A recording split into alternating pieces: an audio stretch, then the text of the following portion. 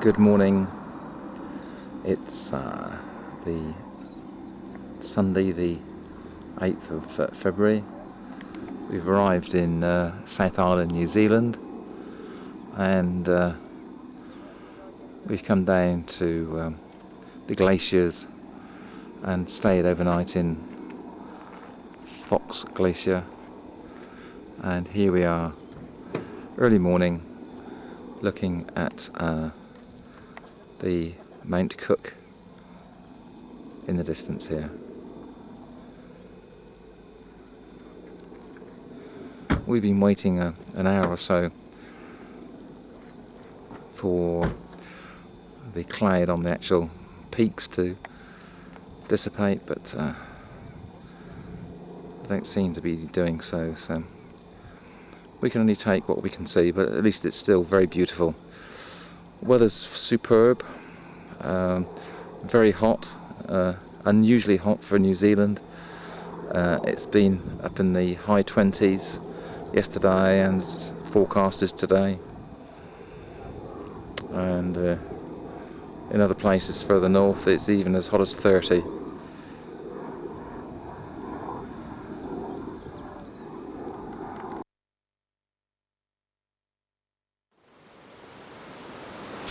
Well, we've driven on for a couple of hours down the west coast, and we've turned inland, and we're just starting to go up over the Haast Pass, but there's a beautiful gorge here, very deep, and you can see the river's in fairly low, I suppose, but quite attractive.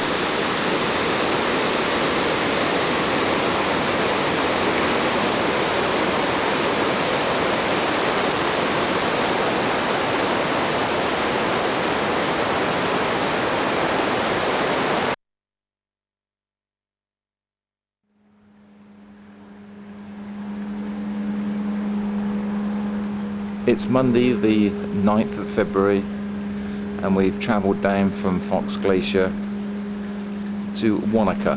A delightful journey of about 4 hours, hardly any traffic around at all, and we've booked into lakeside apartments on the edge of Lake Wanaka, and this is where we stayed 2 years ago when we came here. Delightful spot. Have a little walk in a minute and have a few more views. It's very warm again. It's going to be up in the mid-20s again today.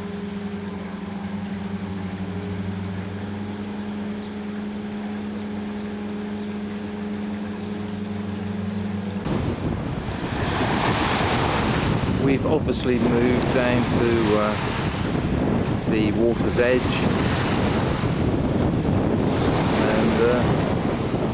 As I said, it's just a delightful spot. This is Lake Wanaka in front of us, stretching off into the distance.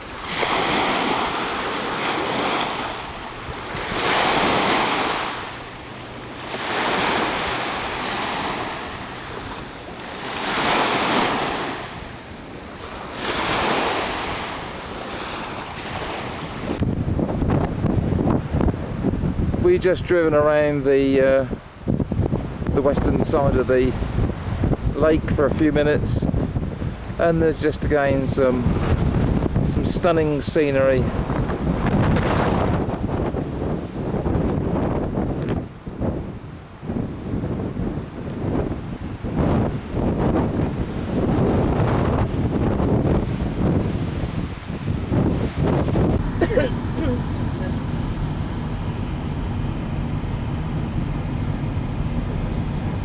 Pardon? It's on his birthday.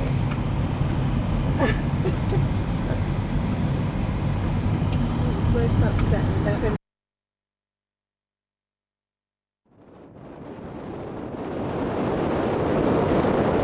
We've just seen some beautiful lakeside properties just out of this world, and this is the view they've got. I must admit it is a beautiful spot. I think in the distance here you can see what appears to be a rain shower coming in, but it is a very nice spot here.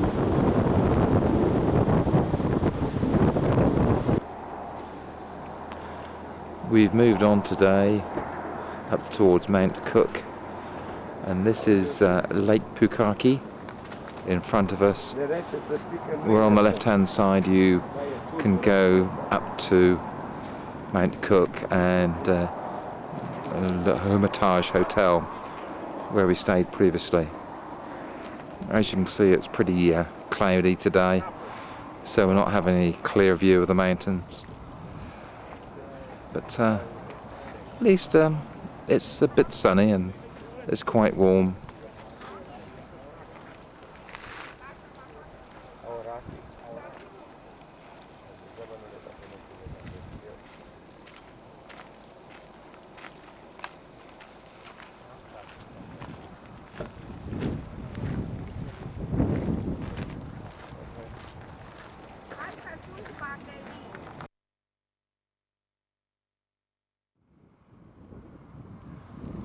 We've moved on to Lake Takapu, and in front of us is the Church of the Good Shepherd, which sits overlooking the lake.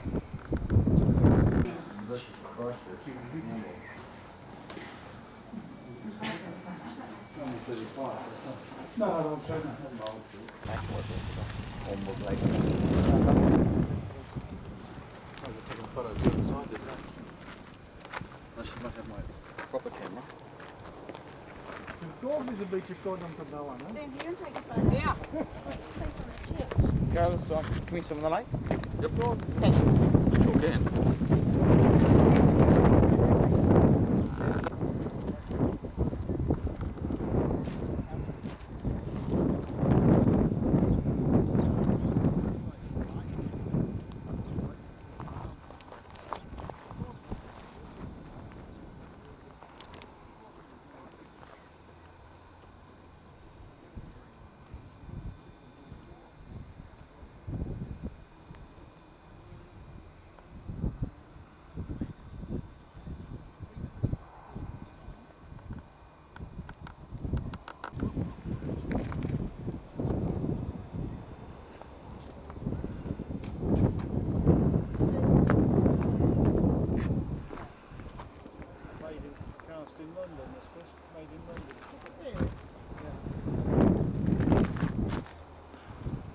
And here we have the statue to commemorate the use of the sheepdogs in Mackenzie country.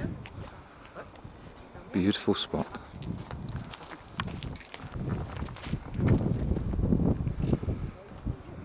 Just a beautiful spot here.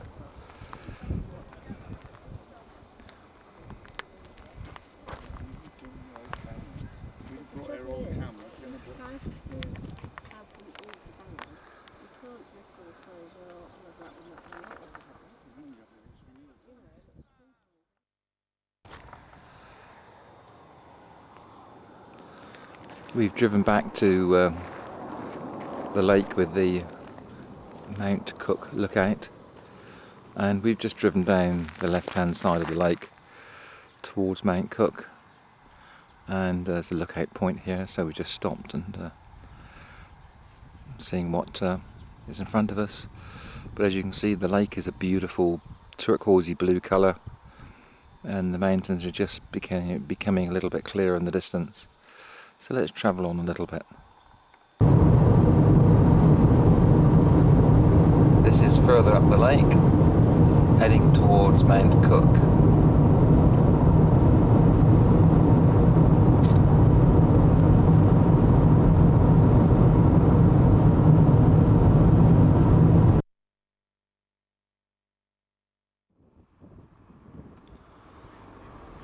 Well, we've travelled as far as we can travel up to Mount Cook, the Hermitage Hotel, and here we have Mount Cook in front of us. approximately 12,000 feet high, 3,758 meters high. But obviously, as you can see, the peak is just shrouded in cloud at the moment.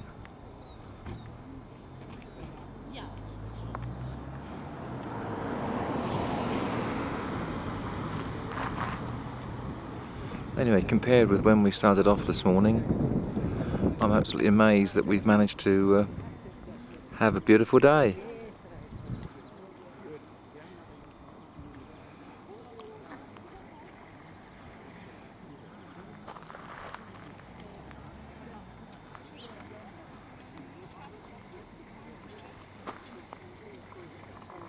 God, we're lucky, aren't we? We've waited a few minutes for the summit to appear, and I think we're just about lucky.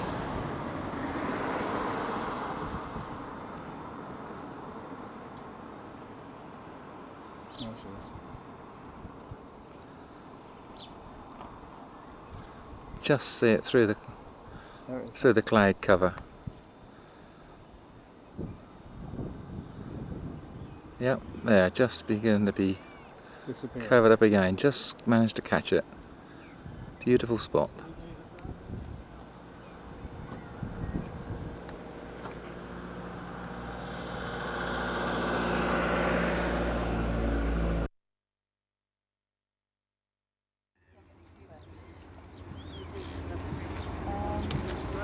We're in Queenstown today, having just driven down from Wanaka after an excellent 3 nights stay there, and the weather's cooled off a little bit chilly, but it's sunny and dry at the moment.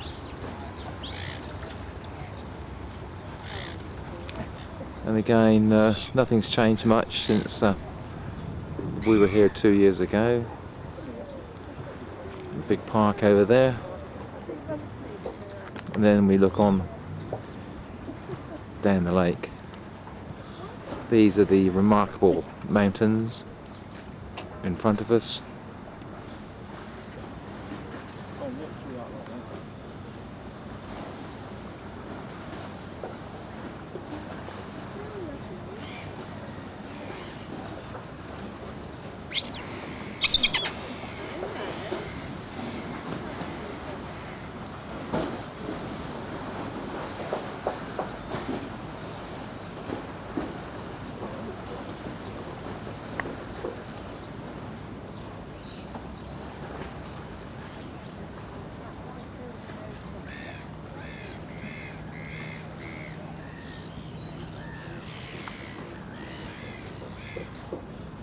As you can see, the seagulls are pretty tame here.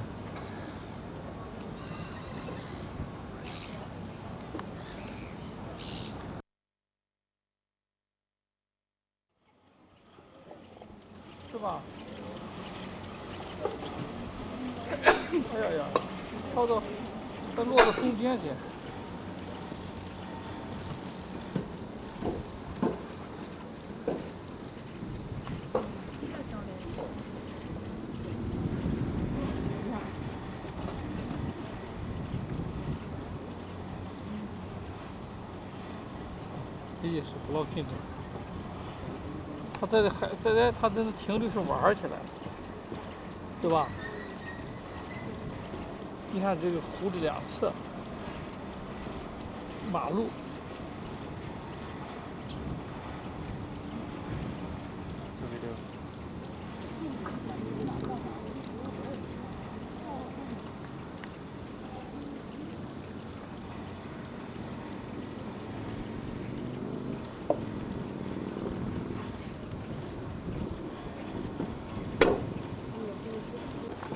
Andy?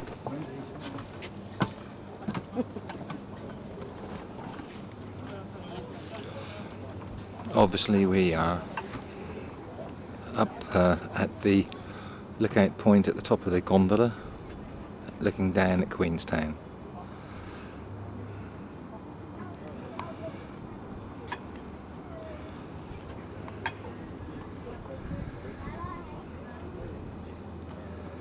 The SS Earnslaw down there is getting up steam for its next trip out. Weather is fine, but just a little bit on the cool side.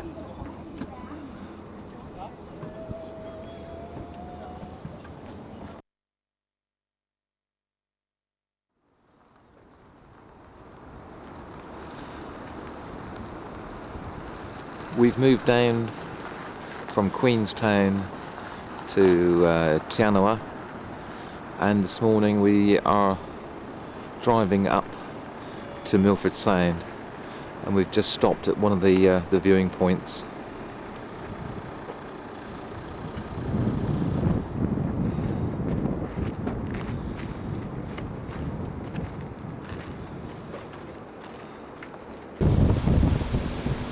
Just travelled on a few more miles and the scenery is just getting better and better again.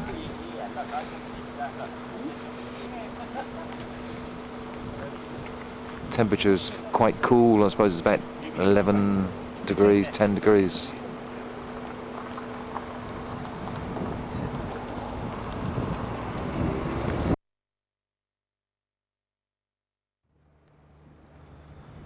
Well, we're now down actually at the end of Milford Sound, having come through the tunnel. Beautiful, glorious day. As you can see, there's not a cloud in the sky. And we have Mitre Peak in front of us. A little cruise ship's going out. And we're very shortly just going to go on a little cruise out to the mouth of Milford Sound on the boat in front of us. So let's see what happens. High from sea level, well, it's a mile above the sea, and 1,000 or more feet below the sea makes it one of the highest standards in the world to rise to from the sea floor.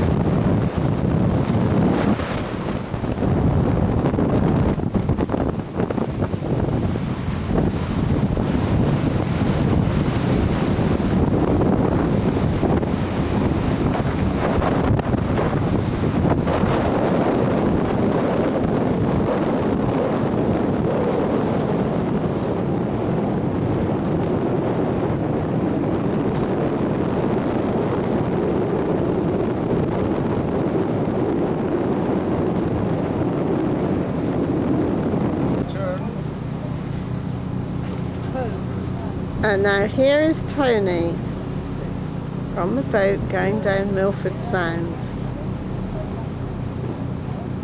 Captain Nynham. Captain Nynham.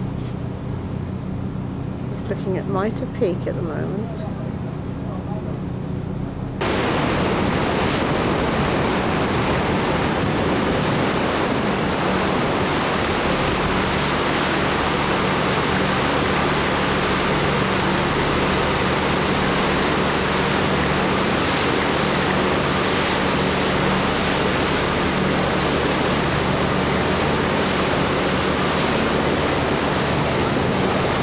Here we have Stirling Falls. It's coming down from water's coming down from the mountains above, obviously.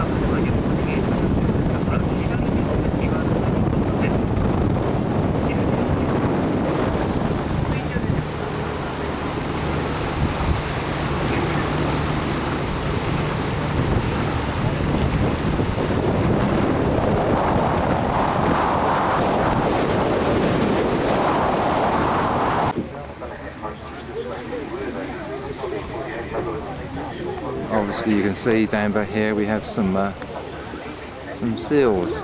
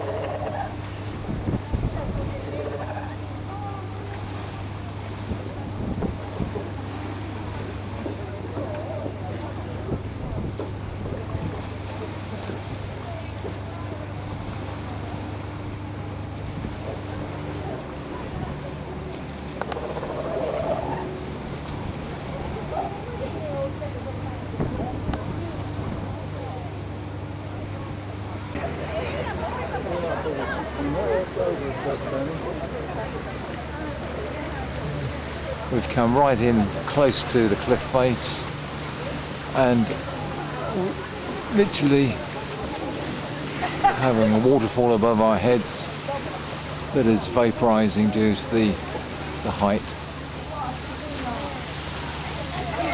Another one just to our left.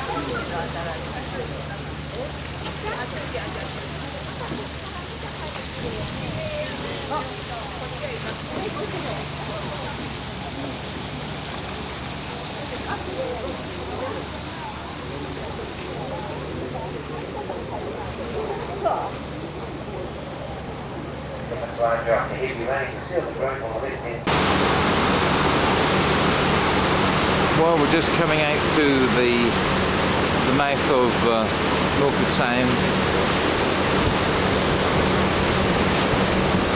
It's a little bit rocky. And here we are with the Tasman Sea in front of us.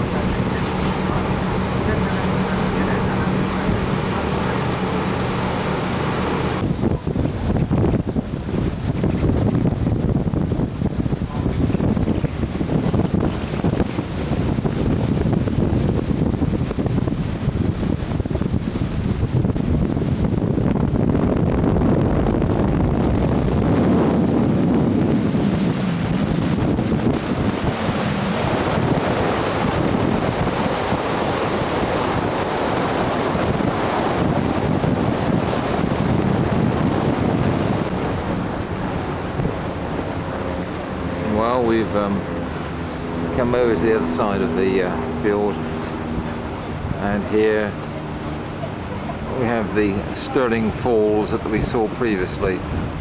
And as you can see, there's another tour boat in front of us that's gone right in very close, and I assume that we will be doing similar in a few moments. Gives you an idea of the height of the falls.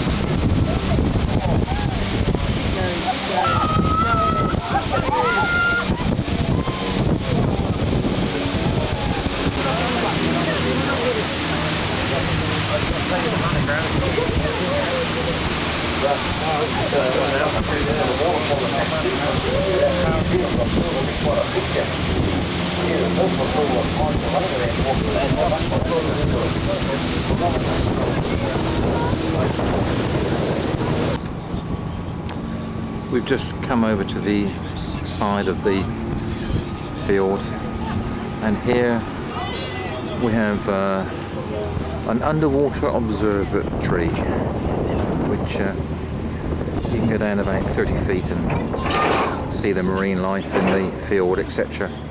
But we're not going down there today. But just a beautiful spot again.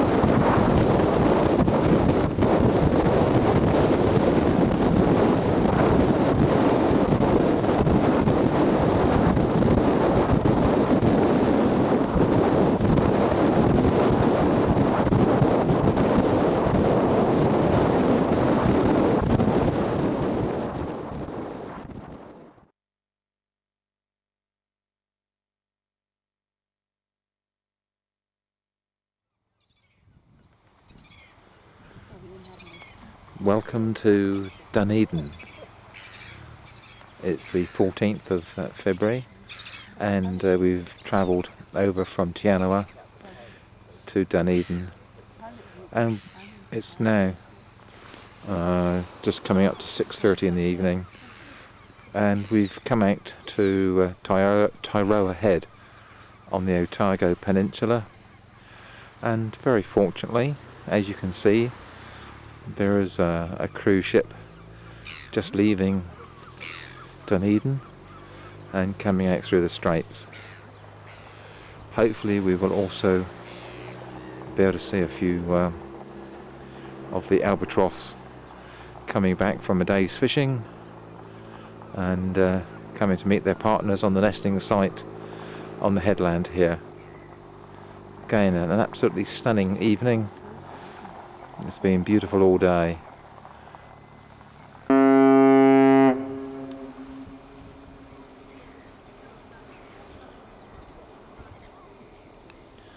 Well, the ship just coming through now is the Diamond Princess.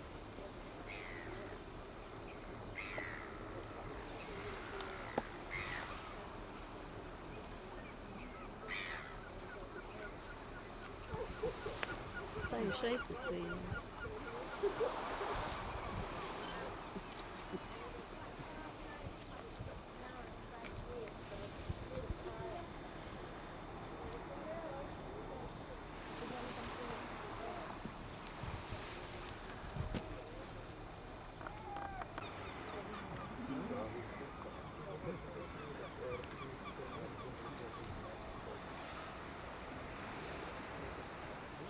I can't say I've seen that one in Southampton. There's a lot on the back there.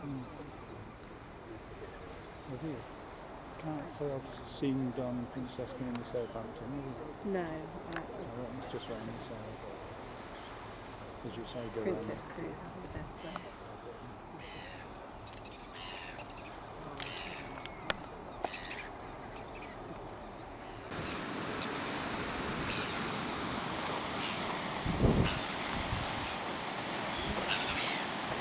Well, we've moved just over the other side of the headland, just in time to see the ship leaving the straits and going out into the open sea.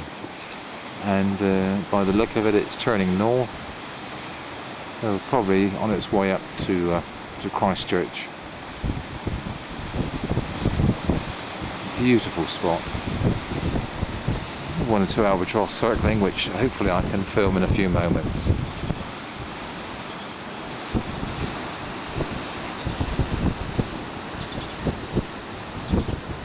Of course, this is the Pacific Ocean we're looking at here. Lots of wild birds around. Another one coming towards us here. Anyway, fabulous spot. Cool.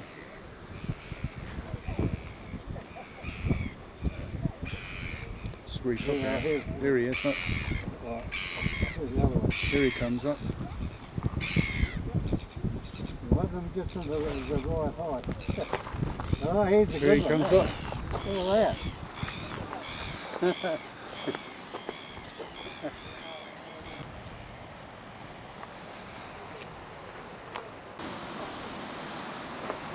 There we go.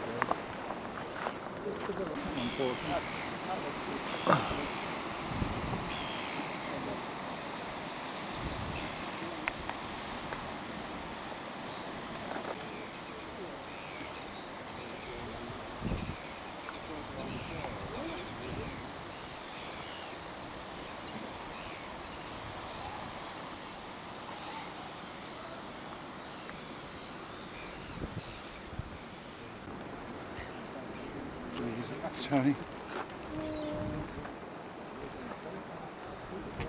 Another one. Oh, I'm gonna get yeah. Oh.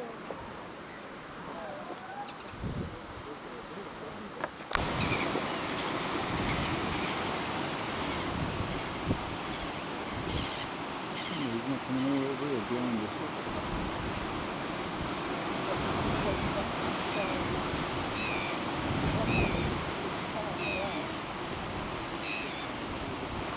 Here he comes, son. Tony, what's behind us? There he is, look.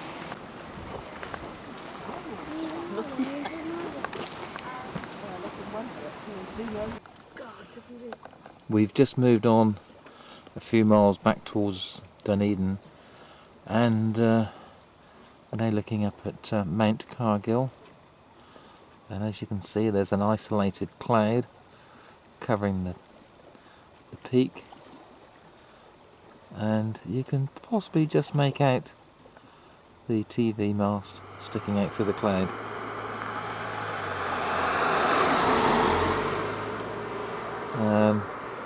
Just to the left here, a few hundred yards down from the mast, is the commemorative tree that's been planted, which we saw a couple of years ago and which we'll be seeing again tomorrow. It's Sunday morning, It is beautiful, actually. and hardly a cloud in the sky. It was very overcast. We've come up to Mount Cargill, and we've located the commemorative tree that Mark planted, and we've just inserted the new plaque that Mark kindly had arranged, and we've just built a little bit of protective wall with the stones. And, okay then, lovey. Take care then. Talk to you soon. Bye. Here it is.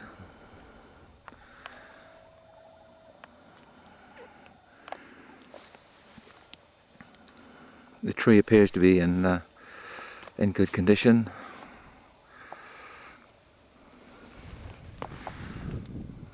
And in here, hopefully you can see the little Maori emblem that Mark actually hung on the tree when he came here a few weeks ago with Bee.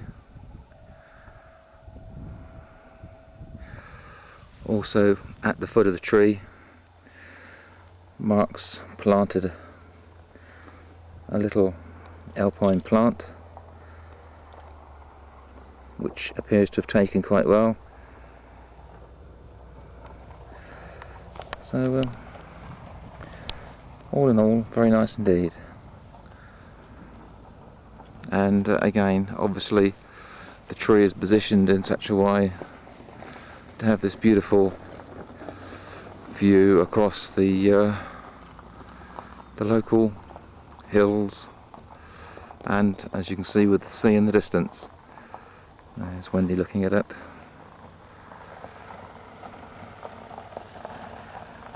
A little bit misty this morning.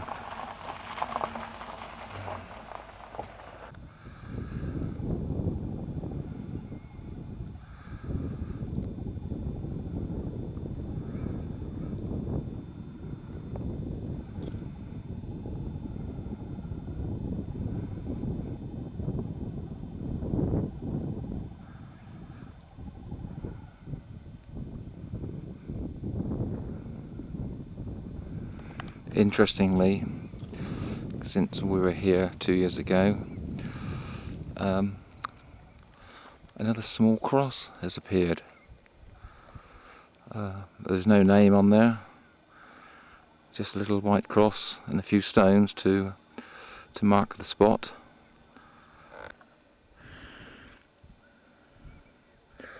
It may have been one of the local Cargill family who we spoke to a couple of years ago, and obviously advised them of the fact the tree's been placed here, and they thought it was a good idea. So maybe they've put the ashes of one of their relatives here to commemorate the history of Mount Cargill.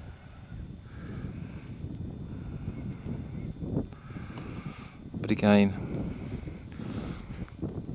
for anybody visiting, you come up the road to the Mount Cargill lookout and the TV mast, which is directly behind, and just before the mast there's a fairly sharp right hand bend in the track, and on the crown of the bend on the right hand side is a car park, and it's just on the far side of the car park.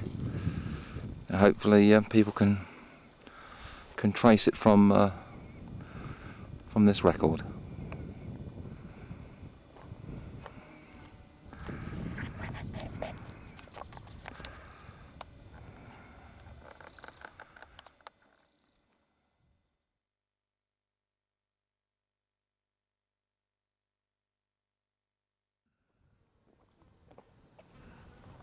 We've moved up to the very peak of Mount Cargill by the TV antenna, and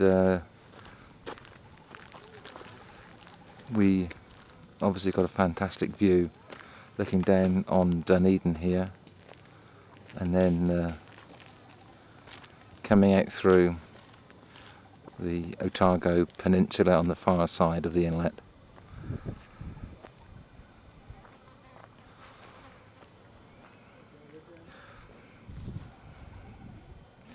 Early morning mist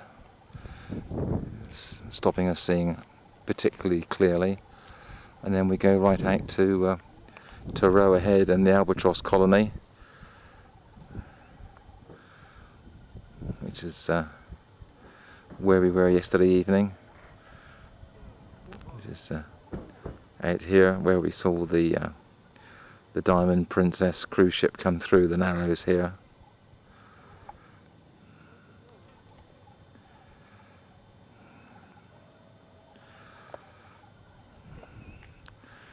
And of course we can look over to our left and see the coastline just going off into the distance.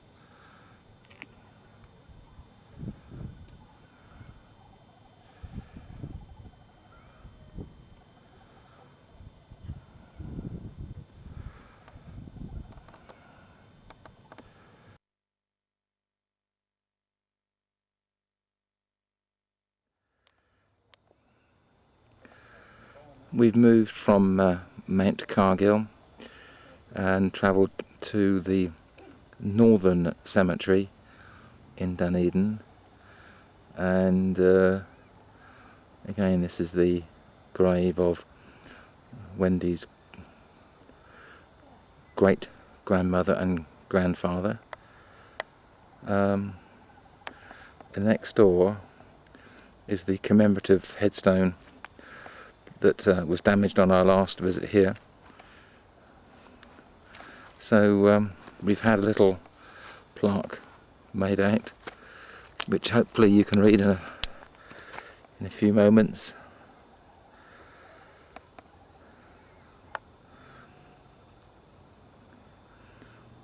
To Gethin Cargill and Clive Cargill.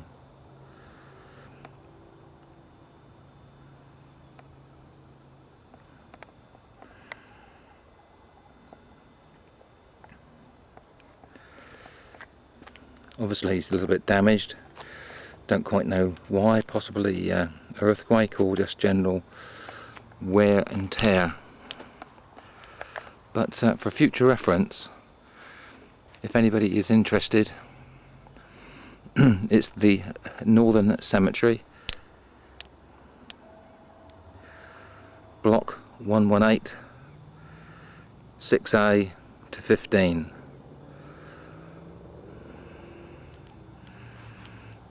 Very peaceful Sunday morning, and the weather's absolutely superb, and it's just a very nice spot. But at least we've now got something in writing to commemorate the location of Gethin's grave, and obviously Clive was remembered at as well, though he died at Gallipoli.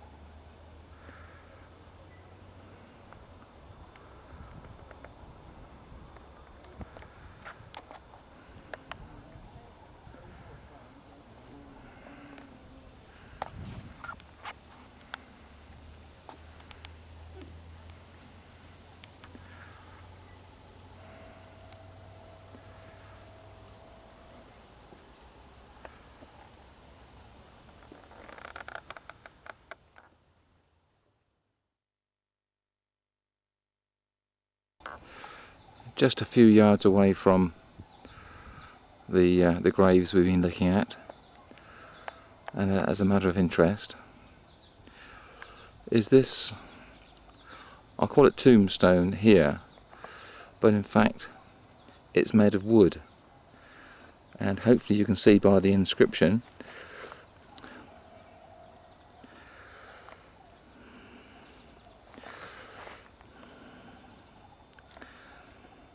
this is the only wooden grave marker left in this cemetery. After lying under a tree for many years, it was re-erected by the Historic Cemeteries Conservation Trust of New Zealand in April 2007.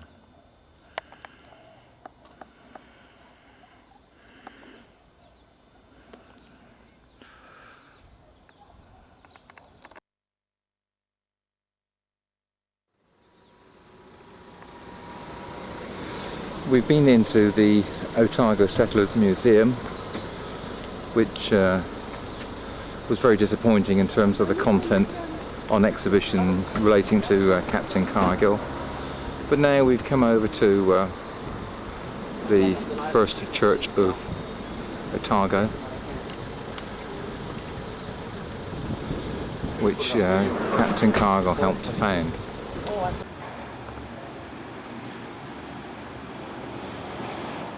In the entrance to the church, there's the inscription that we've seen previously.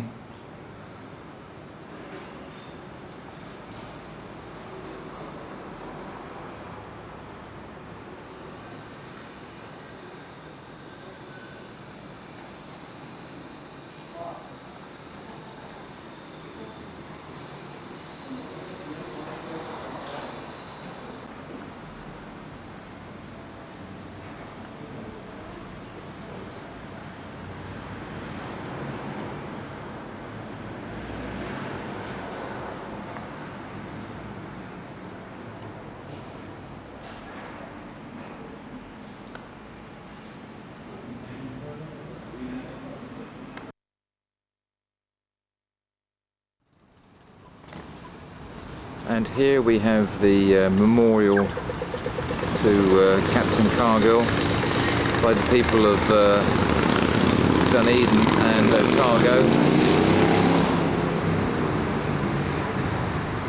in Princess Street,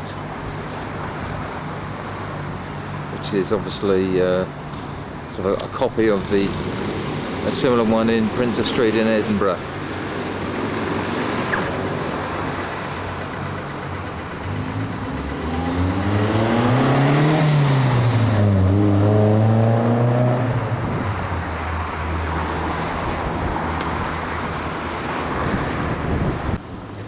Just to the side of the monument is this inscription, which I hope you can read.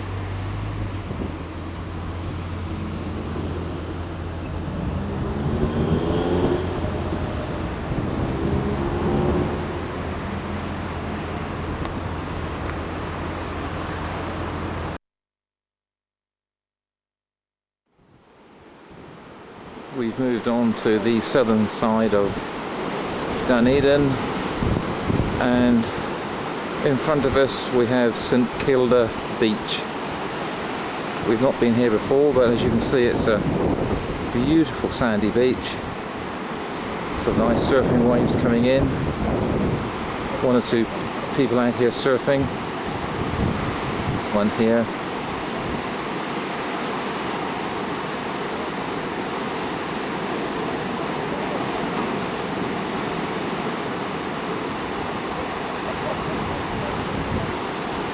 Beautiful spot.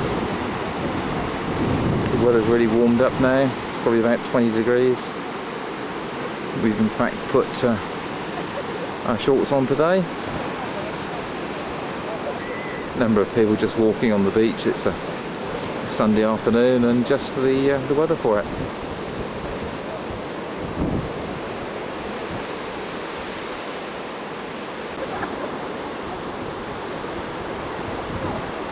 There's quite a group of people just here.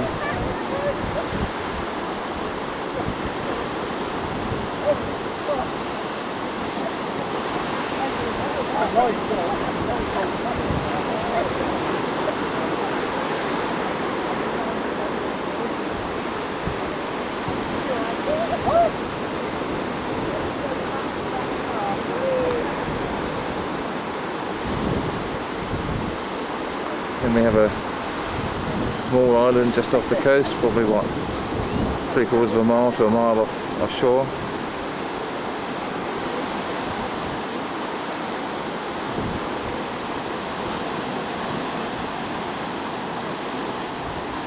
In fact, there's two islands, one small, one to the right.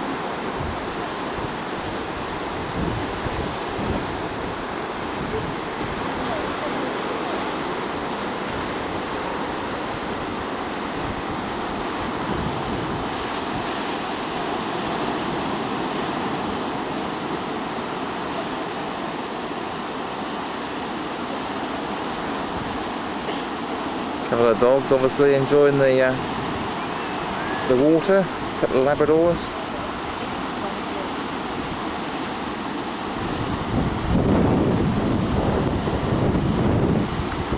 Oh, very nice spot.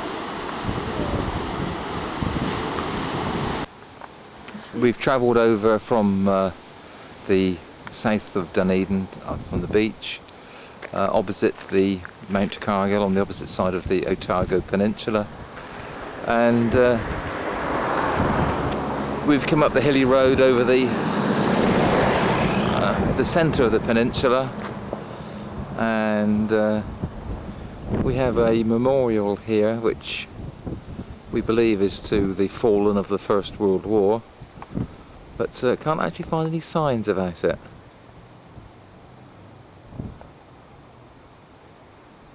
But appears to be very nice indeed.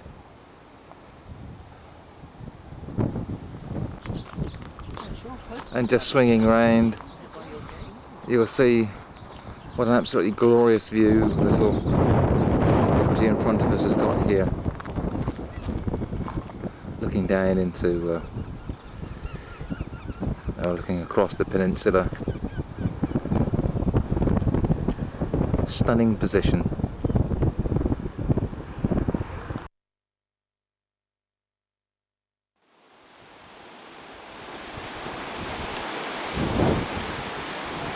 We've travelled up from Dunedin this morning to Meraki.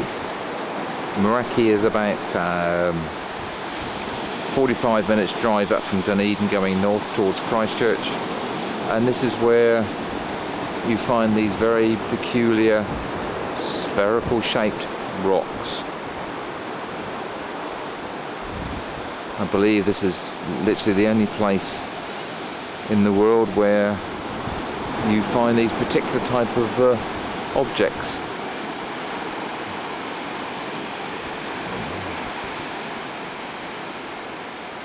See, the people in front can give you an idea of the size. So I suppose on average they're a couple of meters diameter, not truly spherical but pretty well spherical, and they just appear in the sand. But if I look behind me, slowly the weather is exposing them out of the local sort of sandy cliff, as you can see just here. Extremely interesting.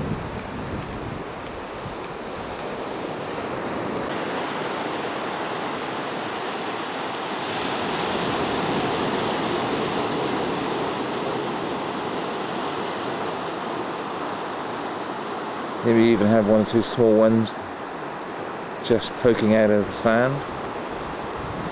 And then in other areas over here, you can see where over the years they've actually broken up due to the action of the tide, etc.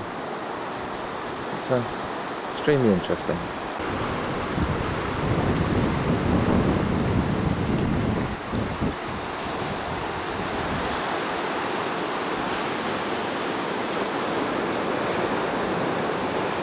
Gorgeous morning, beautiful blue sea.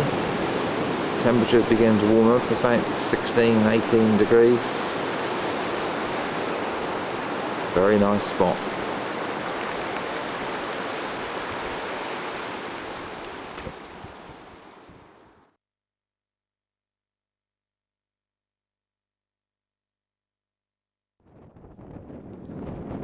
Well, on the way to Ashburton, we pulled into Oamaru, where the penguin colony is. But it's lunchtime, so there's just no pelicans around at this time of day. They come out when it's dark. But we just had a very nice lunch. Just panning around just to show you where we are. And we've been in this restaurant just behind us here, overlooking the harbour and the view out to sea, and very pleasant indeed.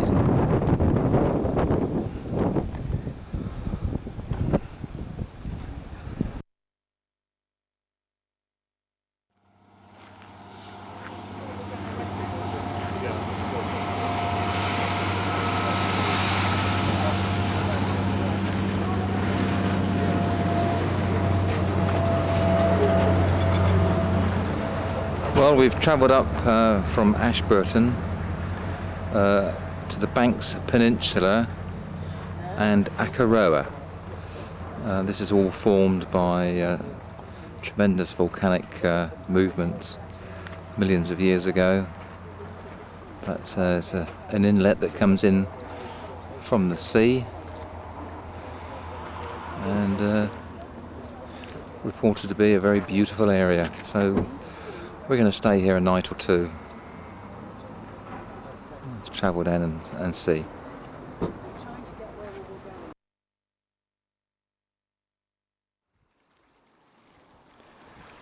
Well, we've travelled down from the hills surrounding Akaroa, and we found some excellent accommodation in the centre of the village. We've moved to the next morning, and as you can see, the weather's now very dull and overcast and quite cool. But it's a lovely spot, small fishing village. We actually saw two dolphins swimming off of here yesterday evening, but it was a lot clearer and brighter then. We're just going out for a little walk, and we've just come across this little lighthouse behind us.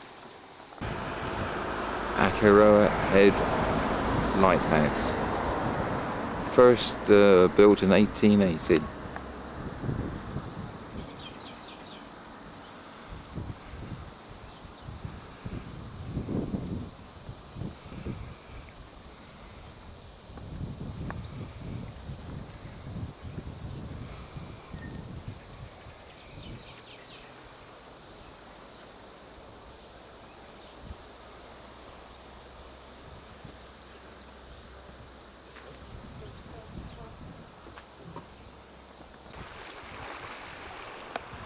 We've just walked a bit further on from the little lighthouse, as you can see, around the bay. Give you another panoramic view. This was in absolutely beautiful, brilliant sunshine yesterday. Water was lovely and blue, nice and warm. Whereas today it's dull and overcast, and it really is time for a sweater today. And here that is the way out towards the open sea. There we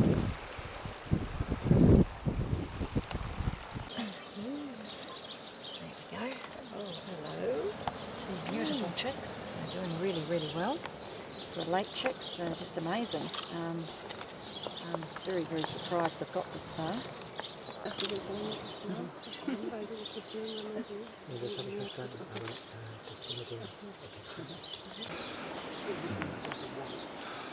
Well, we're on the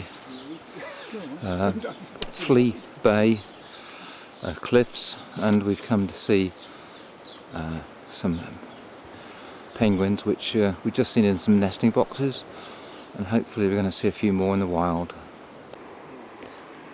We can see about a dozen or so penguins out in the middle of the water here, which are a little bit too far to pick up clearly with the video, but just come across this one that's on its way sort of out of the water. We're looking at him and he's looking at us.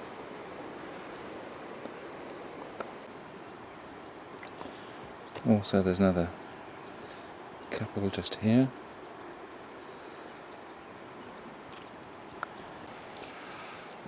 This is Flea Bay on the Akaroa Peninsula, and this whole bay is a nature conservation area, and absolutely nothing is allowed to go on here. Any fishing or netting or water sports or anything, it's totally banned. And it's primarily to do with obviously the wildlife that is found here.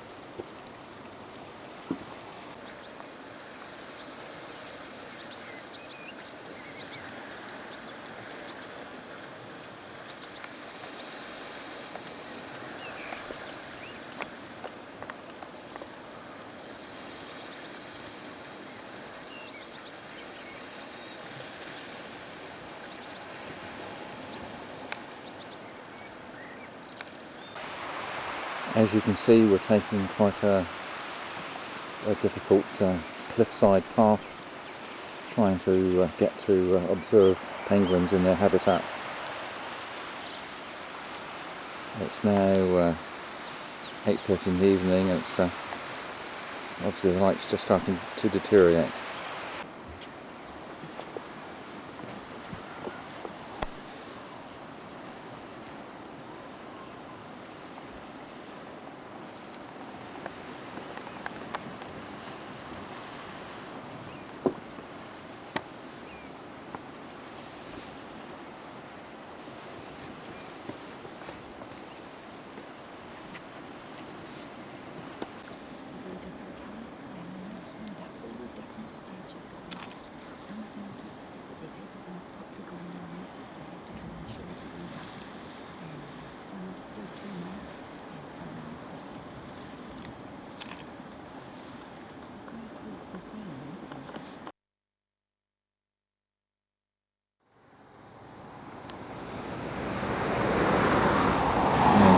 Good morning. It's Saturday morning, 21st, and after a couple of days of travelling up through Christchurch, etc., we've arrived in Kaikoura, and we're staying in this apartment here. Beautiful view out onto the bay and the sea, and as you will see as I pan round, it's a beautiful morning. Yesterday when we travelled up, it was absolutely pouring with rain virtually the whole way. Poured the whole of the previous evening and night. But at this moment the weather has cleared, and it's a beautiful warm morning. A little bit of a sea mist, but that will clear as the sun rises and the temperature rises, and it's just a beautiful spot. Been hoping to see a few dolphins in the bay, but at this moment we've not seen any. One or two just little spots of snow right in the distance up on top of the mountains, but just a beautiful spot.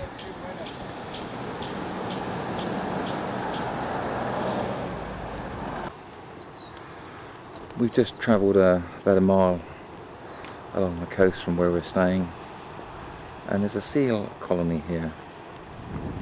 You can get quite close to them.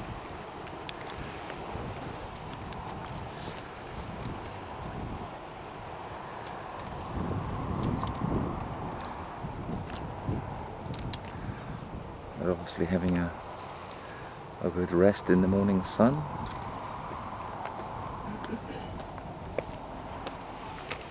Look at this view again.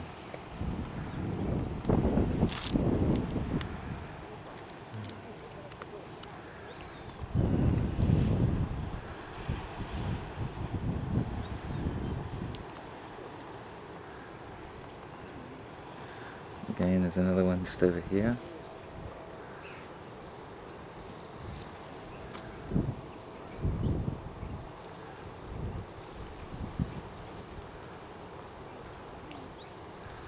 Cormorant just drying itself in the sun.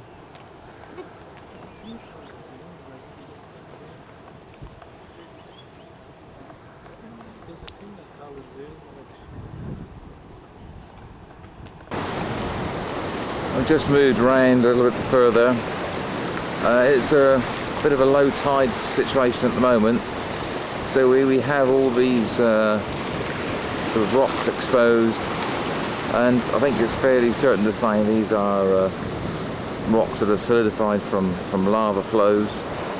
But it's just gives you an idea of a bit of the rough terrain around the New Zealand seashore. I think the tide's just starting to turn and come in. Just starting to feel a little bit vulnerable from where I am.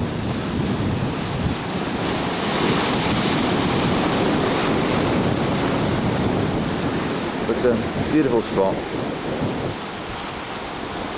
and as I look around I can see one or two seals on some of the more exposed rocks out in the sea here.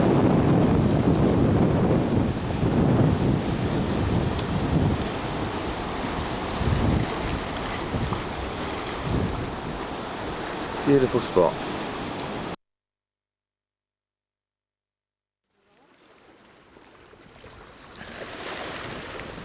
It's the 22nd of February, and we've travelled up from Kaikoura up through Marlborough, Blenheim, and through to Nelson. And we stayed in Nelson last night, and we've just come out for a little ride. And we've come up into the Abel Tasman National Park. But we've come down to a little bay called Sandy Bay. That's Nelson over there in the distance, and just panning around again. Just a beautiful quiet spot with just a few very nice houses, etc. up on the hillside there. Beautiful weather again this morning. probably about 20 degrees, cloudy but bright. And just looking behind us, you'll see the hills in the distance. Very nice spot. Just had a nice cup of coffee over here.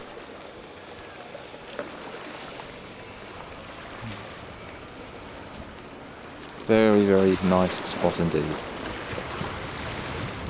Be nice to have a boat if you lived around here.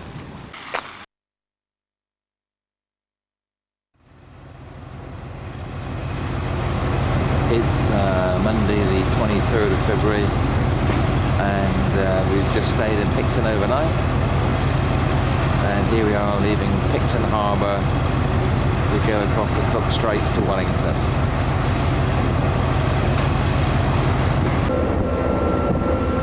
We're slowly going out through the islands. Just again, beautiful scenery, a lovely day.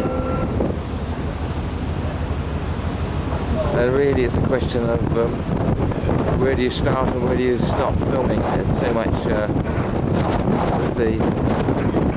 Nice little cruiser going along here.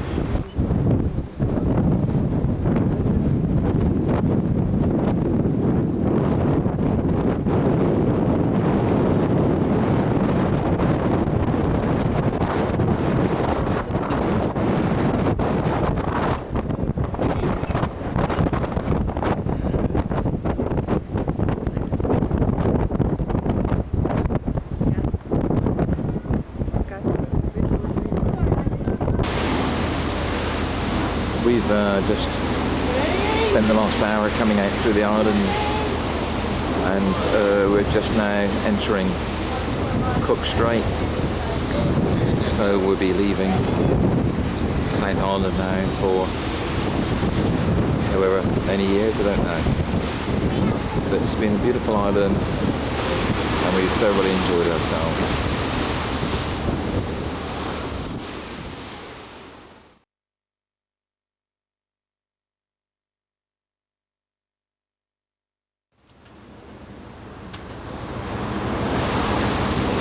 Welcome to North Island.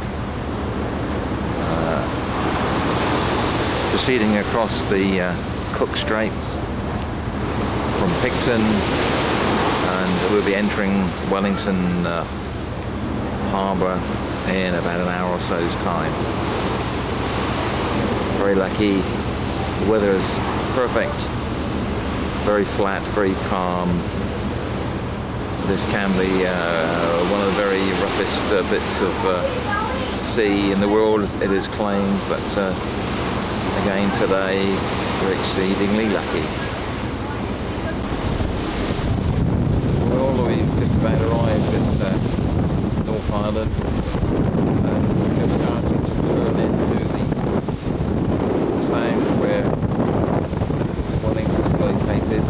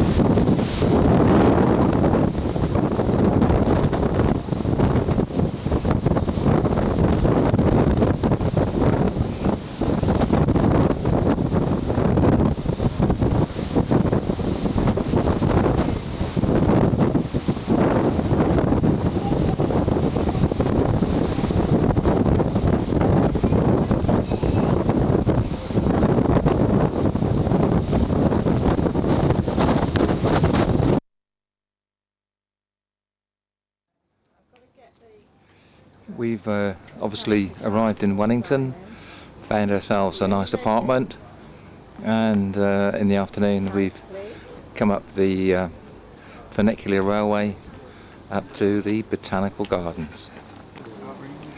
Wendy's taking a photograph of the view, which you can see as follows.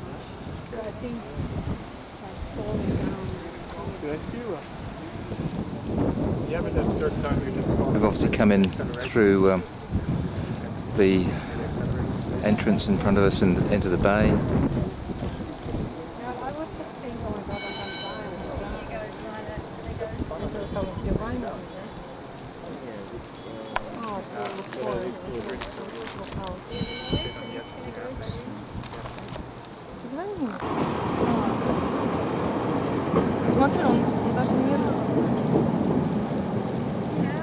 Where's the cable car going?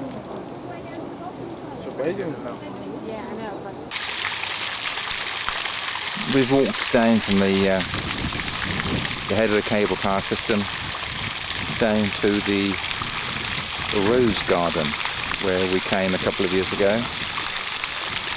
Although we were about three weeks earlier than we are today. But some beautiful roses still in bloom all around us.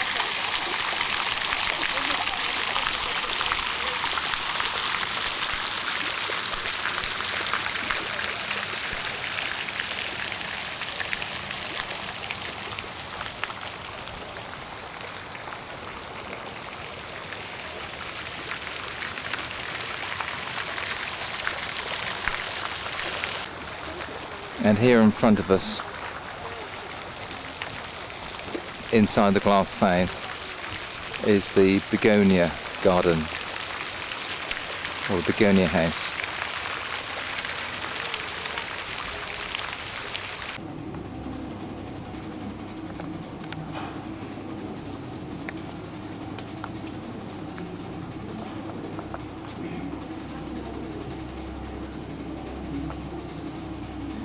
Beautiful flowers, aren't they?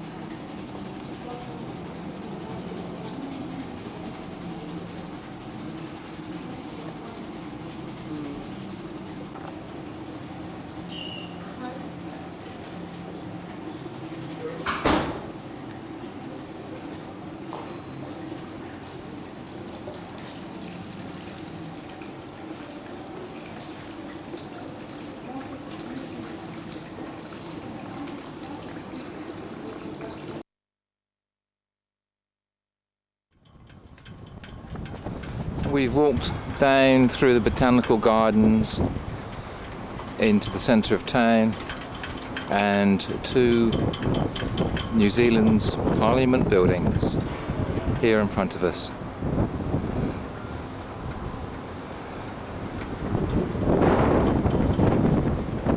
Sorry about the sun, but it's in the wrong position. And of course here we have the new Beehive building, which is mainly a office administration centre. The building we just looked at contains the upper and lower chamber.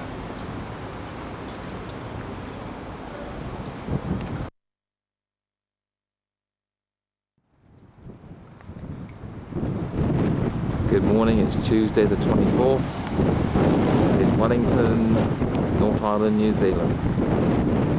We've just come down to the waterfront and we're just looking back onto the city.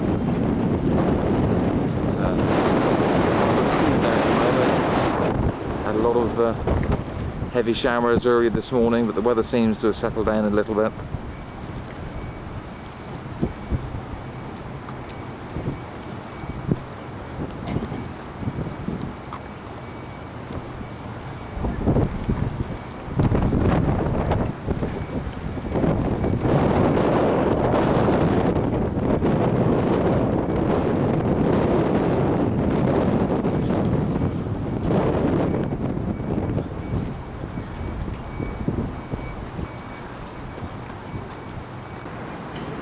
And this is the Queen's Wharf area. All these sort of old warehouses, etc., have been converted into a few shops and primarily restaurants and cafes, etc. Very nice. And then just looking behind us is the city. It's very close to the city.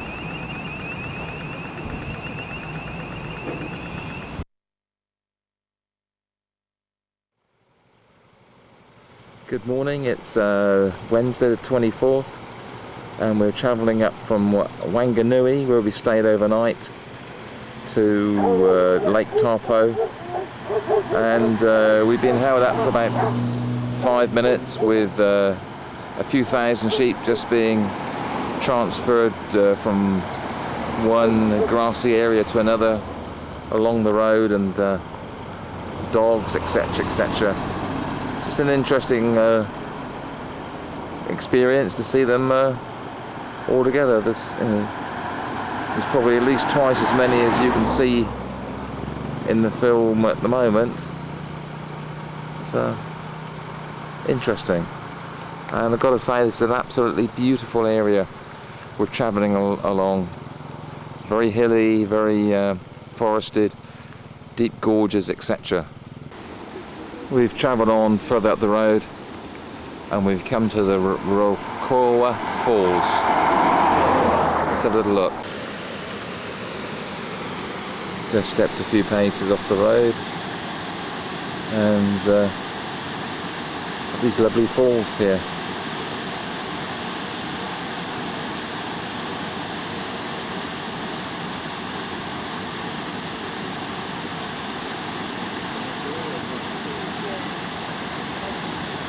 Beautiful scenery around here.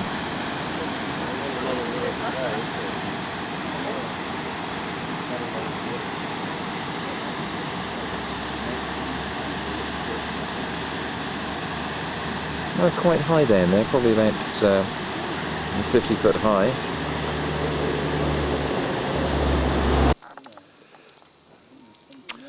We've just travelled on further up this Route 4. And we just stopped because we're just having some stunning views of the countryside. Very hilly, very forested, and then you get areas where there's sheep farming going on, and deep gorges, fast flowing rivers. Just very spectacular.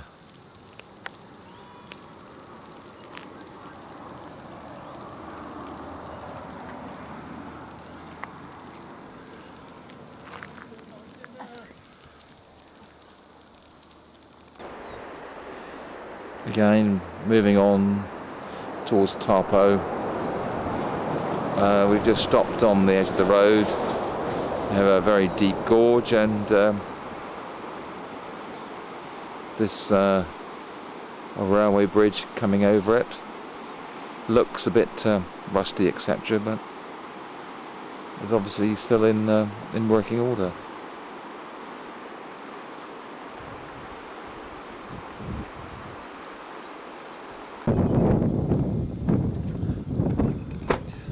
Now moved on another sort of 50 kilometres or so, and here we are overlooking Lake Taupo,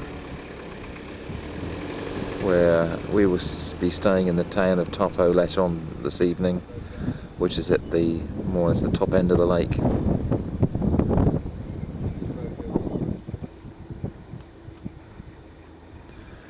We obviously have a beautiful view from here. Weather is stunning again today. It's about 20 degrees with a little gentle cool breeze. Very nice indeed.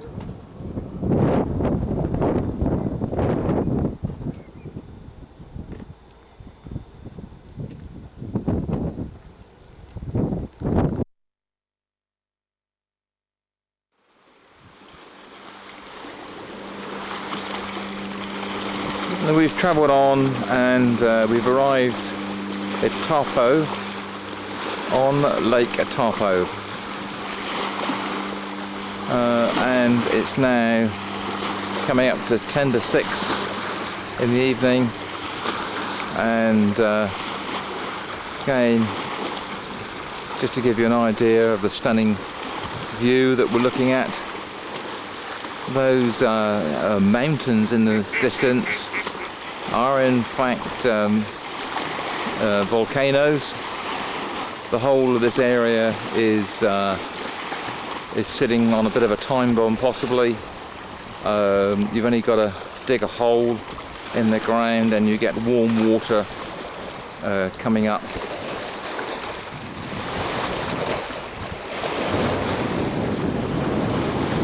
One or two of the volcanoes that we were looking at in the distance, I understand, are still slightly active, but tomorrow we're moving on to towards Rotorua, etc. And there you can see the town of Taupo in the centre. This evening we've managed to get a very nice apartment right on the lakefront here, 2-bedroom apartment, and well, you can see the guy on the balcony up there. The apartment we've got is the one directly underneath him. We've got a view out onto the lake, etc. And a very nice position. And again, just continuing our 360-degree panning around. You can see we're right, obviously, on the lake shore, and literally around to where we started with the black swans in front of us.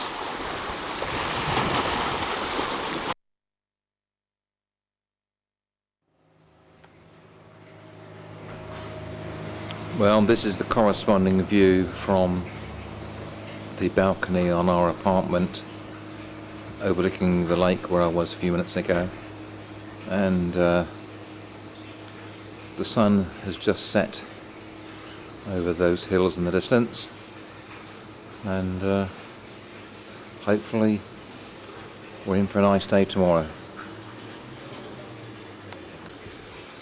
Just moving along slightly to one end of the balcony, you can just see the hills in the distance. Very pleasant evening, very cool now, ideal.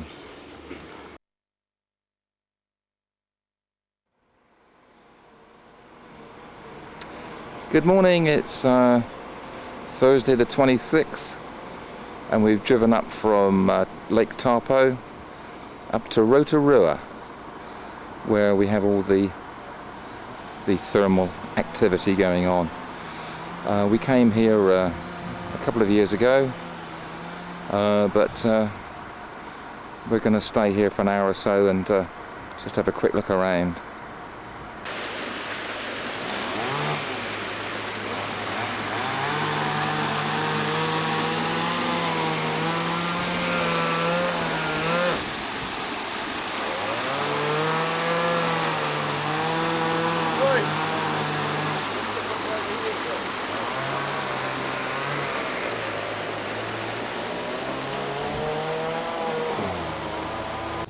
We've just walked into the village, and everywhere there's the smell of sulphur from the springs, etc. And you can see steam rising in numerous places. There's a main meeting hall in front of us, beautifully carved entrance.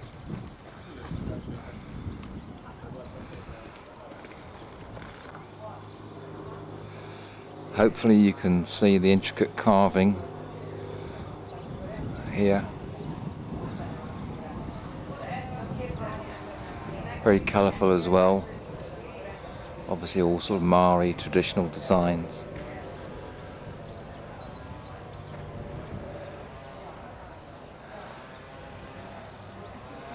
We'll have a look in the entrance there to see if it's light enough to film, but I don't know. Well, obviously you can see that this is a meeting hall, beautifully decorated and carved panels, etc. Very cool, by the way, in here.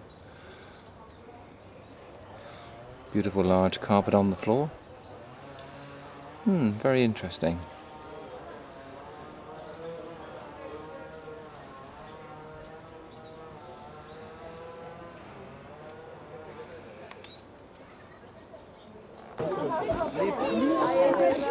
We've obviously moved a little bit further on to observe the hot geysers coming out.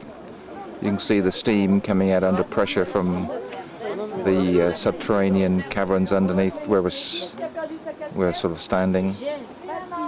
Extremely interesting.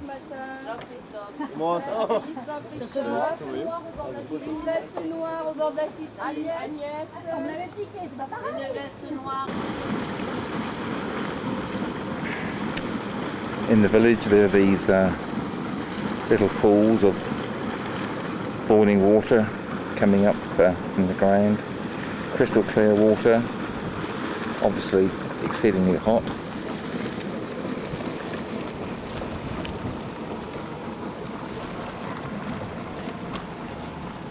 Smells not too bad actually today.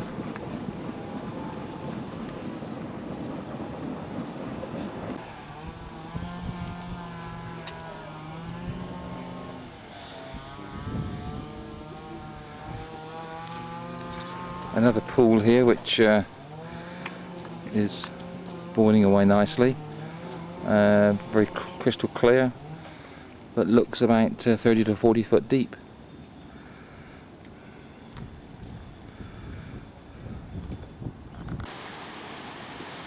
Just a few feet away we have a normal cold water river running down from the hills, and adjacent to it are these boiling hot pools of water. You just wonder whether some of this water is seeping into the river and affecting the temperature. This just appears to be another pool, boiling water, and for obvious reasons a lot of steam. But very interesting.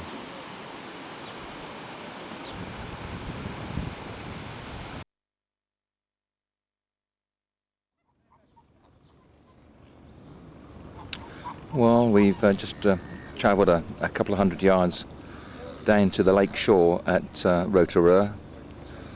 Obviously a lovely selection of white and geese, etc., ducks and black swans. And this is the view we have with the seaplane just taking off in front of us, an old paddle cruiser in front of us here.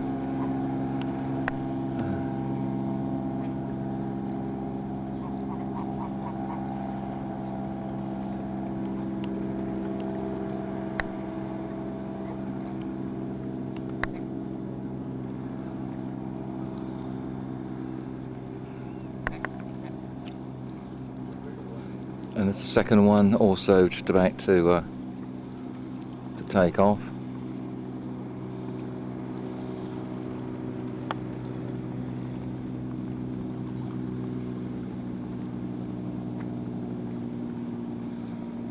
Just looking around in general, the rest of the lake.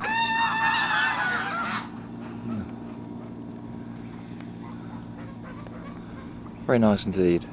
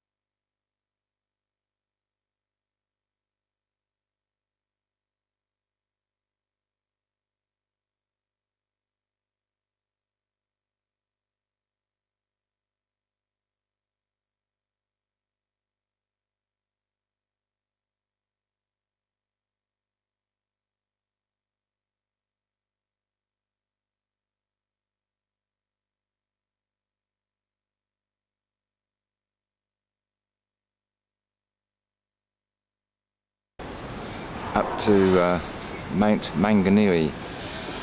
Mount Manganui is actually this small hill behind us, which I believe is again a bit of a remnant of a volcanic eruption. But it's only 250 meters high, but very nice spot.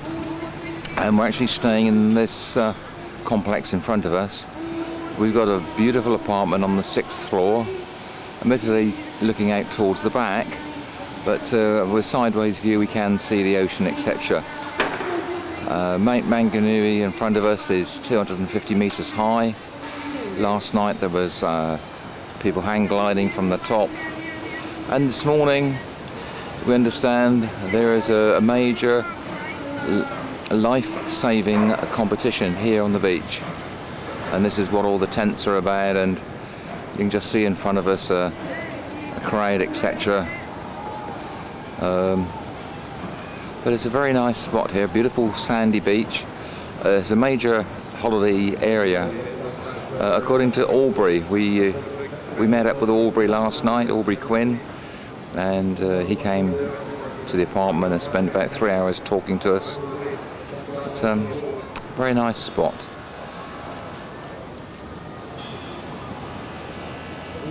Quite an affluent area, I would suggest. The properties look expensive and very clean and tidy.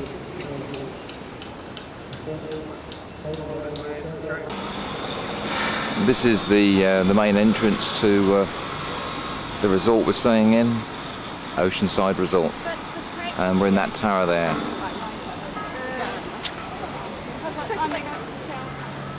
It's Tower 1 and we're in Tower 2, and we're literally 30 seconds from the beach. And this is the view from our balcony. Obviously we're just staying beside the beach a few moments ago. So we're leaving shortly to head up towards the Coromandel Peninsula. Another day's travelling.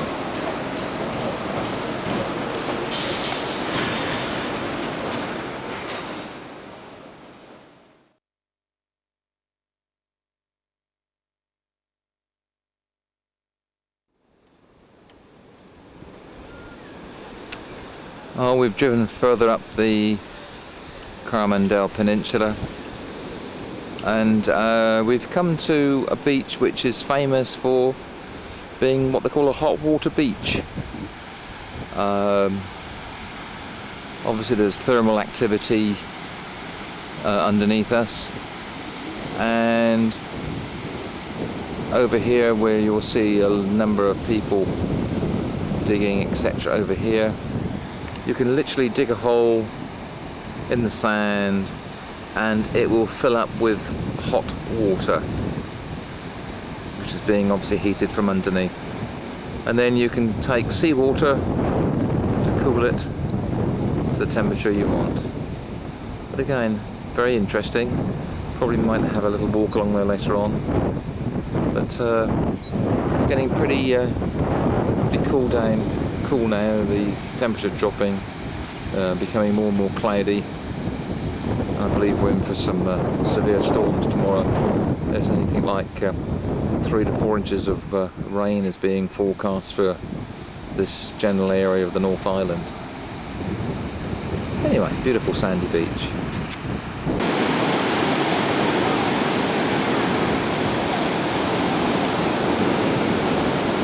Well, we've walked further along the beach to the area where people are digging for warm water.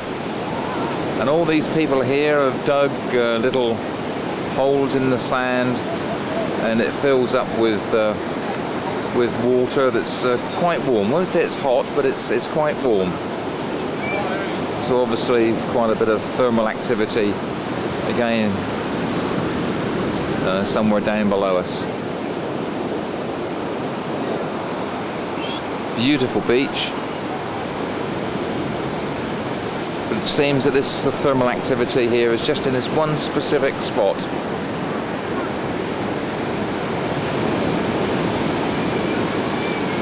And then just panning around.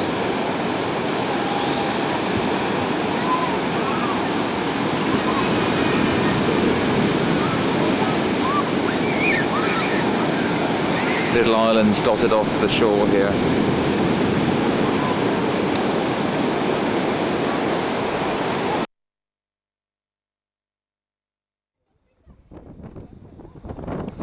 We've moved up the coast a few miles from the hot water beach to the area known as Cathedral Cove. You can see a selection of small islands off the coast here.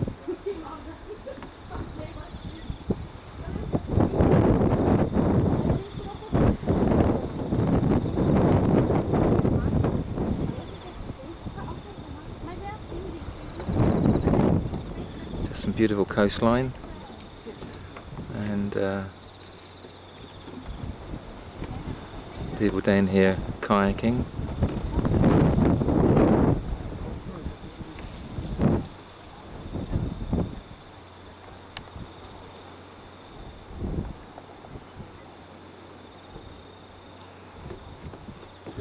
Cathedral Cove has a very large sort of arch in the rock, apparently very similar to Durdle Door, but it's a 40-minute walk from here.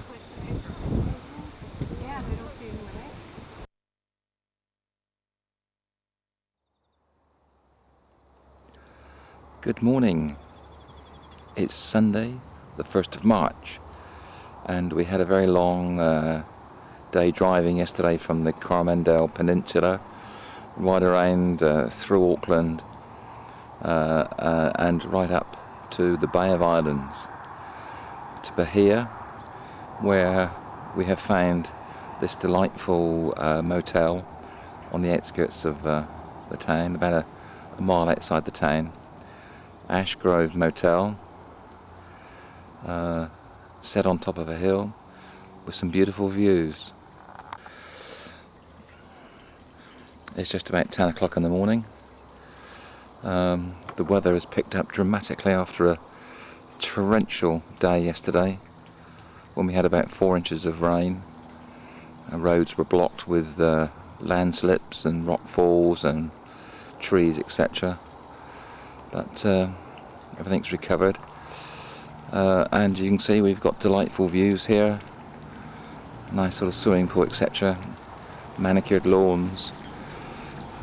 Very nice indeed. So we're just going to spend the day around Bahia. As I say, this is the view from the gardens, and if I just pan round 180 degrees, you can see what a delightful sort of quiet spot we've found. Pool's a little bit dirty only because I'll say excessive rainfall has sort of clouded the water, but it's going to be cleaned up today. And this is the unit we're in up here, just at the top of the pool. Very nice indeed.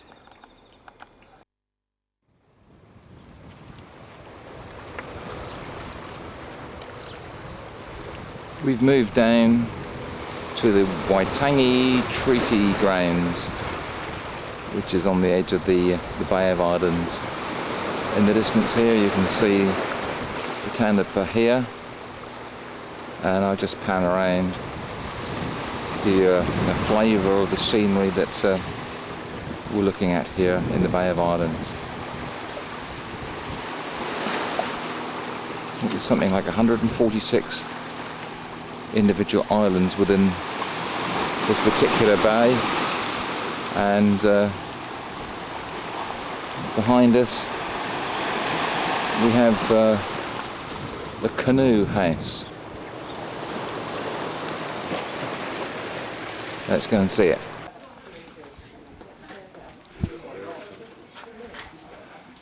This canoe is something like 100 foot long, probably about 6 foot wide at the maximum. Although this stern carving here is a good 10 foot high, and carved out of one piece of wood, which I believe is from a kauri tree. The bow of the canoe, or the front of the canoe, it's got this beautiful intricate carving on it, and is decorated, as you can see.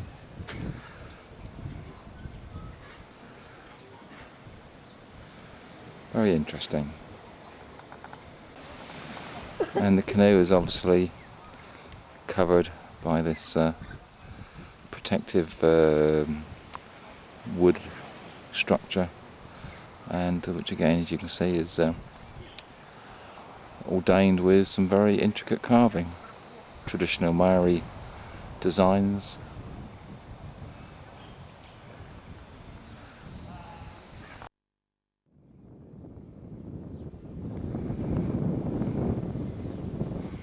Just moving on, we have the flagpole.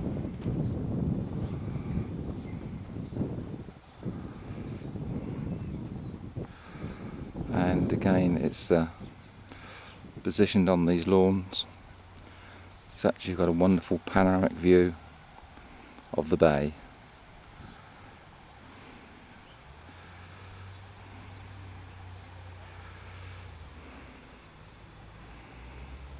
There's a small town of Russell across there, about a mile or so away.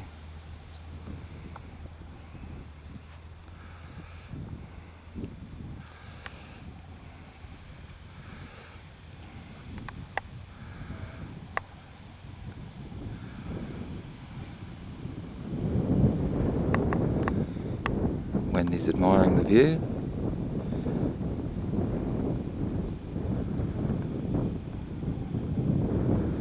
Beautiful spot, it really is.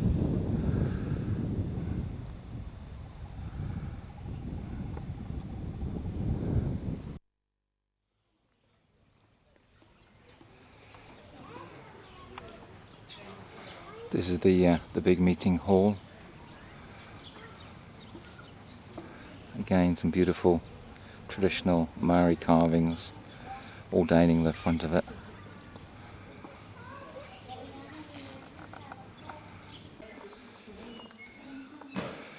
Moving inside, hopefully you can pick up the beautiful designs on all the supporting poles.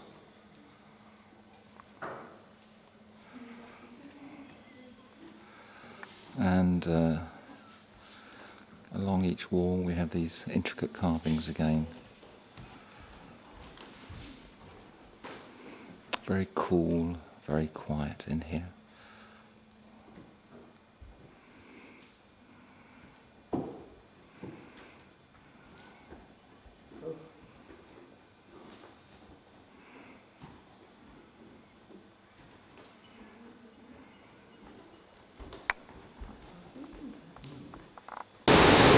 We've travelled a few minutes inland from Bahia, and we've come to see these waterfalls, the Haru Falls.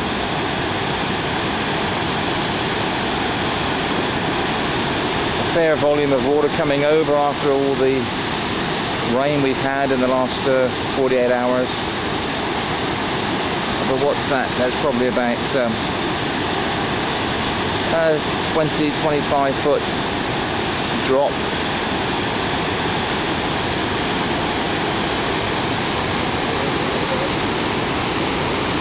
Then it passes obviously downriver.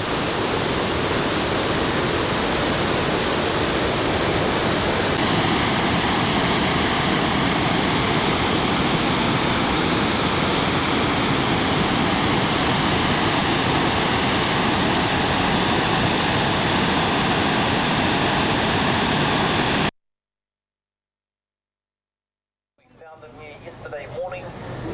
yesterday afternoon as well. So they haven't moved far from the area itself. Good morning, we're in the Trying to Bay of come up Islands with on a cruise. conclusion as why they are still remaining in this area in the exact same spot. Where you see the dolphins is to move to the side of the vessel. Okay, this looks like the female that might be there. So I see it's quite large. It's as large as the right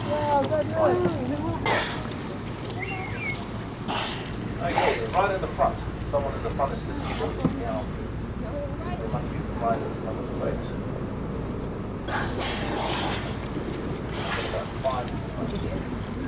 We'll spend some time here. If anybody has any questions about dolphins, feel free to ask my crew, as they are also qualified dolphinologists. Okay, they might jump. Let's keep an eye on them. They seem pretty active at this stage. Let's get their camera ready. Oh dear, oh dear. Do you see they went in opposite directions? Well, these are the playful ones. Oh, look. Look at that one, lady, slapping his tail. You know what that one's doing? That's getting the rest of the pod to come together. Watch, they'll probably all start going around that nut.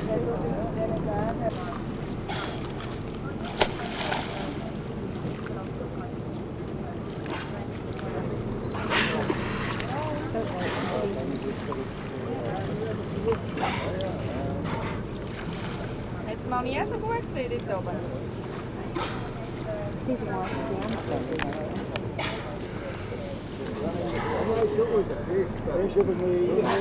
de nieuwe vettel maken.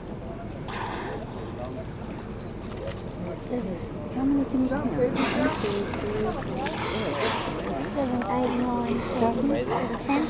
Oh look, I've got no camera. There's a baby one. Oh, no.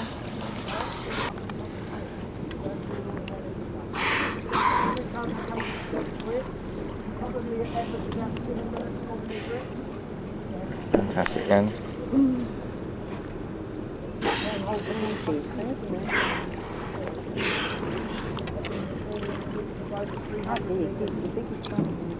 Hey, I always sleep when I go through the hole in the rock.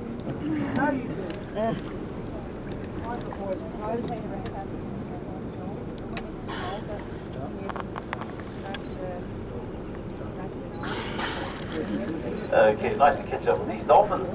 Such a beautiful place in the bay. We'll keep moving through. We still have a long way to travel out to the hole in the rock. Ja, van on, look verder. Zo, hè? Even hier, dan moet je gewoon toe vertoe. Ja, pas op. Hier. Look hier. Wat gaat dit? Ja, daar is een kilo onder een boom. Nee,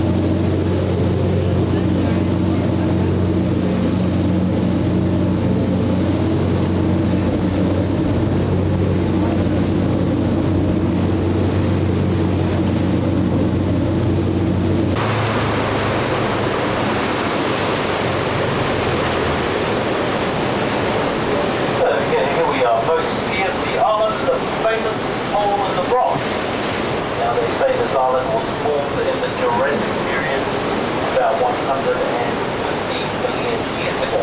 Lots of dinosaurs around at that time.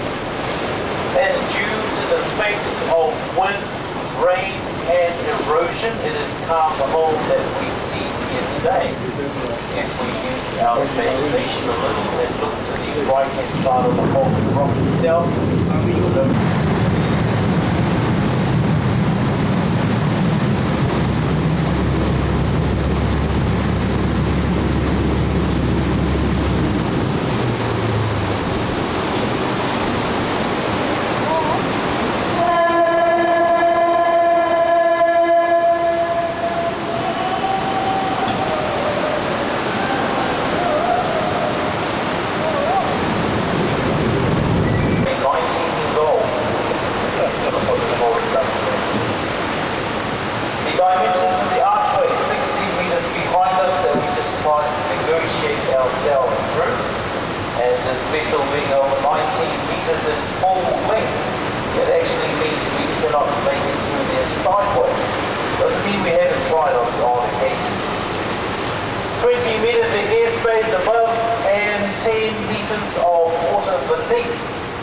It was said in the earlier times when the Maori warriors would go down south and they could war with their cousins, and they did a lot back then. They used to paddle their waka or war canoe through the archway. It was said that if a drop of water would land on one of the warriors or the canoe, the journey would be blessed. You would say, bad luck. Some say, hard luck.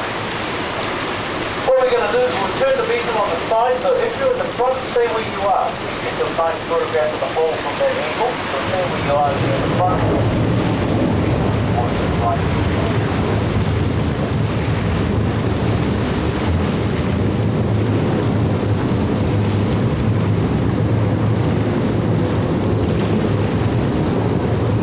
Now next to the bronze area, we'll leave the hole in the rock for another besom. Here it is, yellow boat.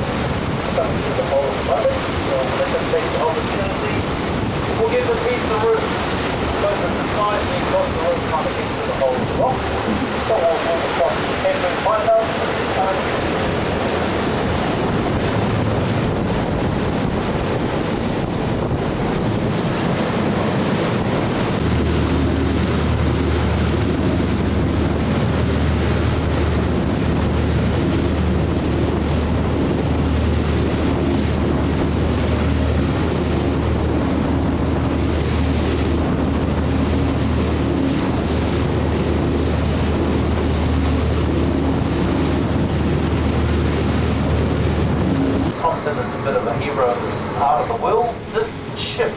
Sailed across to Ururo Atoll in Tahiti, protesting against French nuclear testing in the South Pacific.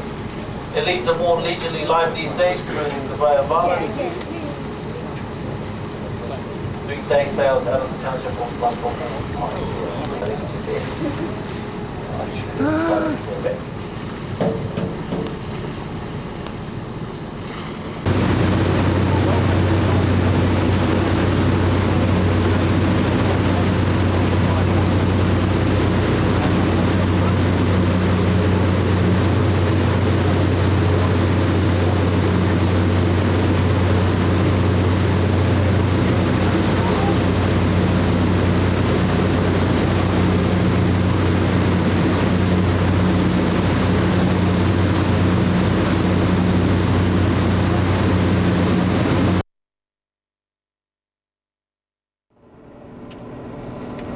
Good morning. We're driving north along 90 Mile Beach and our way north up to Cape Reinga. It's the 3rd of March, a beautiful day again, and as you can see we're actually driving on the sand. The sand is classified as an official highway. Various times we get wildlife washed up on the beach, and whales, dolphins, the occasional seal will come up. Some of the big birds, the albatrosses and the petrels, wash up onto the or land on the beach, especially the albatrosses and the petrels. They generally live at sea. after big storms they tend to come ashore, rest up for a few days and then take flight and head off back out into the ocean.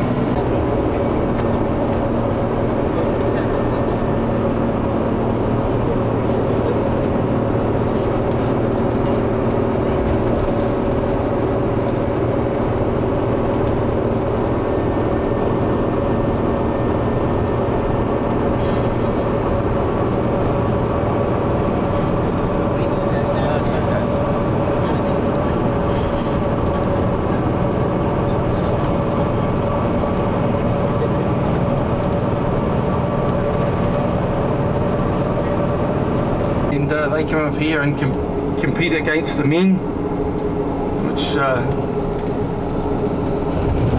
some of them do extremely well.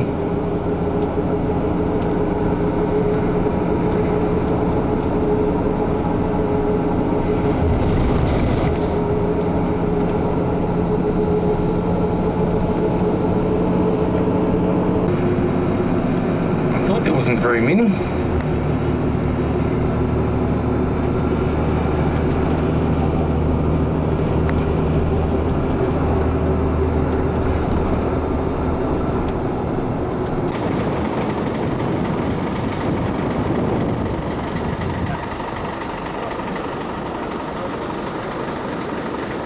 Well, we're about halfway along Nightingale Beach going north.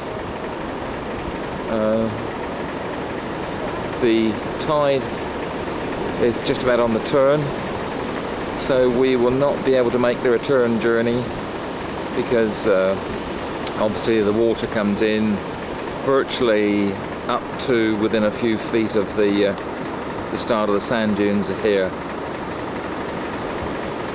But it's a pretty comfortable journey along the sand. The occasional bit of bumpiness where a stream or some waters come in, but extremely interesting. There's a huge fishing competition apparently going on all this week, as we can see the fishermen in the water here. Spread over 5 days, there's something like 1,000 fishermen, and well, we're talking apparently prizes of up to $250,000 New Zealand dollars.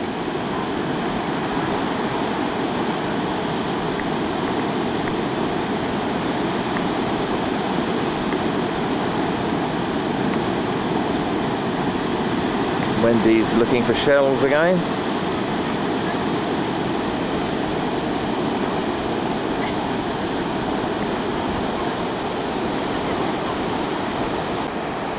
We've travelled another few miles up the beach. We've come to look at this, or we stopped to look at this island just offshore, which you can see is actually got a hole right the way through it. It's obviously some way offshore, so I'm guessing what the height of that is, but it's got to be at least 100 feet, I would imagine.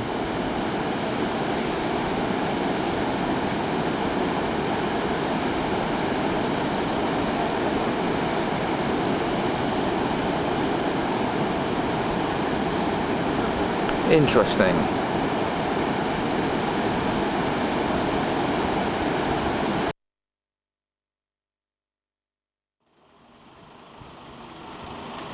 Well, believe it or not, we've actually travelled up the centre of this small river. It's only 2 or 3 inches deep at the very most, in the worst case. Very bumpy, but we've travelled up in order to reach these huge sand dunes in front of us, and for the younger, energetic people to go sandboarding.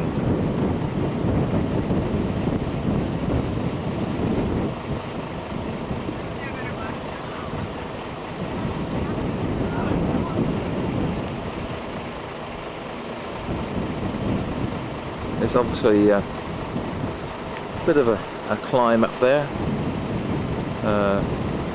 I'm not going to propose to do it personally. But, what's that? It's a good 150 feet high, I would imagine.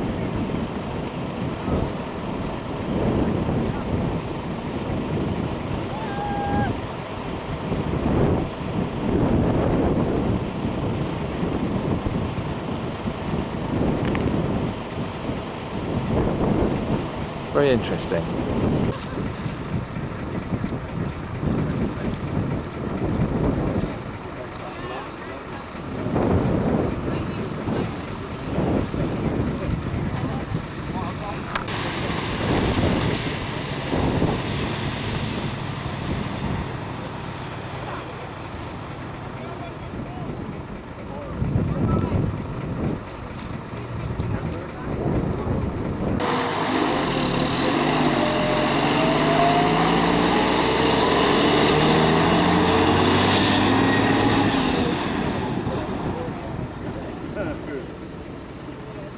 Well, there's an accompanying coach going upstream. Where the bricks out, this is what the bus driver knows where it is.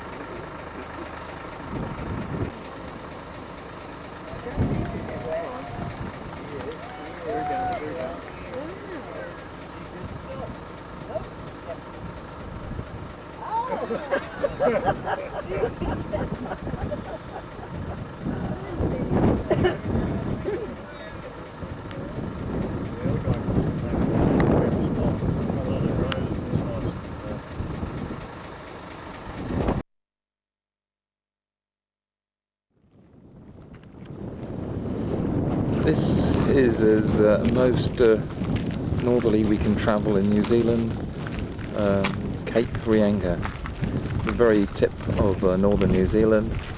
There's a lighthouse here, and it's at the top of 90 Mile Beach.